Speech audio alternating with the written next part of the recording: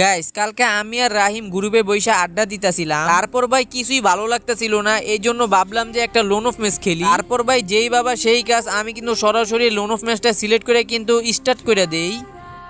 ভাই তোমরা যদি ভালো করে খেয়াল করো তাহলে দেখতে পারবা আমাদের অপোনেন্ট টিমে কিন্তু দুইটা মেয়ে পড়ছে।